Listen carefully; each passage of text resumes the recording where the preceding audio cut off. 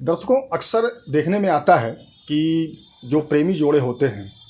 यानी कि मान लीजिए कि एक लड़का एक लड़की एक दूसरे से प्यार कर रहे हैं और हो सकता है कि वो भविष्य में शादी भी करना चाहें, लेकिन कुछ परिस्थितियां ऐसी आती हैं कि लड़की या लड़के या दोनों के परिवार वाले इस रिश्ते से खुश नहीं होते हैं और वो नहीं चाहते हैं कि उनका लड़का या लड़की एक दूसरे के साथ विवाह करें। ऐसी स्थिति में कभी कभार ये भी होता है कि ये जो प्रेमी जोड़े होते हैं, जो लड़के लड़की होते हैं, वो आवेश में आकर घर से भाग जाते हैं और ये सोच के भागते हैं कि अब हमें विवाह करना है। जब वो घर से भाग जाते हैं तो उनके घर वाले जाहिर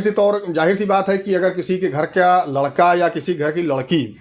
कहीं भाग जाएगा तो माँ बाप का कर्तव्य है कि वो एफआईआर ज़रूर लिखाएंगे। तो ये पता करने के लिए कि भाई उनका लड़का या उनकी लड़की कहाँ गए हैं, किसके साथ गए हैं, क्यों गए हैं। तो जब मान लीजिए कि एफआईआर जब हो जाती है तो एफआईआर होने के बाद क्या होता है, यानी कि या लड़की के घर वाले या लड़के के घर वाले दोनों में से किसी ने एफआईआर लिखवा दी कि भाई हमारी लड़की या हमारा लड़का घर से गायब हो गया है, तो पुलिस उस पर आगे क्या कार्रवाई करेगी और किन धाराओं में एफआईआर दर्ज होती है। एफआईआर दर्ज होने के बाद पुलिस आगे उसमें क्या कार्रवाई करती है, जमानत मिलेगी कि नहीं मिलेगी, ऐसे कृत्यों पर, ऐसे जो कार्य होते हैं इसमें लड़के को जमानत मिलेगी कि नहीं मिलेगी, इन सारी चीज़ों को हम आज डिटेल में आपको इस वीडियो में बताएंगे, तो वीडियो को अंत तक ज़रूर देखिएगा। समाज में ऐसी घटनाएं अक्सर होती हैं कि सुनने में आता है कि भाई फला आदमी का लड़का या फला आदमी की लड़की जो है वो घर से भाग गए हैं। अब ये हमारे समाज में बहुत आम चीज़ हो गई है कि भाई एक लड़का एक लड़की एक दूसरे से प्यार करते हैं, क्योंकि अब आजकल ये चीज़ें बिल्कुल नॉर्मल हो गई हैं। सोशल मीडिया हमारे देश में इतना आगे बढ़ चुका है कि जो हमारे आजकल के जो नए युवा पीढ़ी है वो उस पर रहते रहते भी कभी कभार एक दूसरे से प्यार मोहब्बत कर बैठते हैं, चाहे वो फेसबुक के ज़रिए हो, इंस्टाग्राम हो, इन सब जो सोशल मीडिया प्लेटफॉर्म हैं इनके ज़रिए एक दूसरे से प्यार कर बैठते हैं। बाद में वो लोग शादी करने का भी विचार करते हैं कि भाई हम लोग एक दूसरे से विवाह करेंगे, लेकिन कभी परिस्थितियां ये उत्पन्न होती हैं कि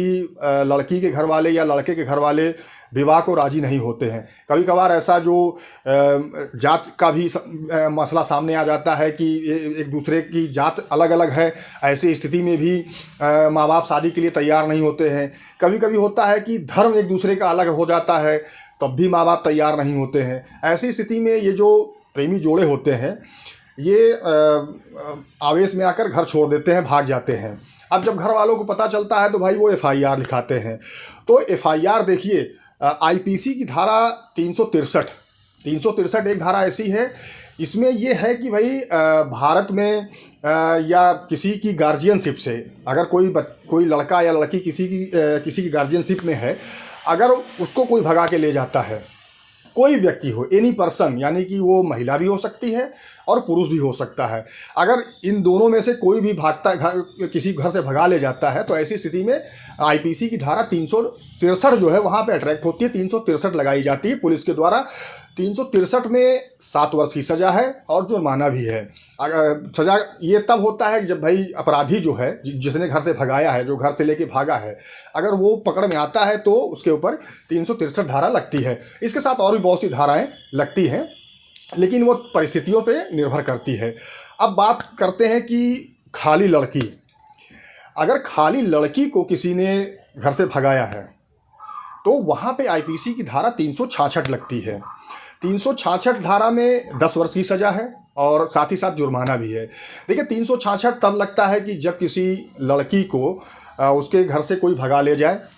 तो वहाँ पर जब घर वाले एफआईआर लिखाते हैं तो वो एफआईआर 363 और 66 दोनों में लिखी जाती है, क्योंकि 363 क्या है, एनी पर्सन की बात करता है। 366 क्या है, वो सिर्फ महिला अपराधों की बात करता है, यानी किसी महिला को विवाह करने के पर्पज़ से या अवैध रूप से शारीरिक संबंध बनाने के पर्पज़ से आप उसको घर से भगा ले जाते हैं। ऐसी स्थिति में 366 आईपीसी लगाई जाती है। अब रही बात कि मान लीजिए कि कोई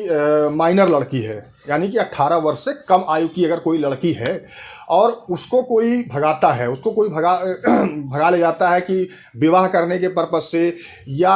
अवैध तरीके से शारीरिक संबंध बनाने के पर्पज़ से, तो वहाँ पे जो आईपीसी की धारा 366 ए लागू होती है। इसमें 366A में 10 वर्ष की सज़ा और जुर्माना है। अब मान लीजिए कि कोई व्यक्ति किसी विदेशी लड़की को ले आता है या भगा के ले जाता है शारीरिक संबंध बनाने के पर्पज़ से, या अवैध तरीके से कोई व्यभिचार करवाने की नीयत से किसी विदेशी लड़की को भगाता है,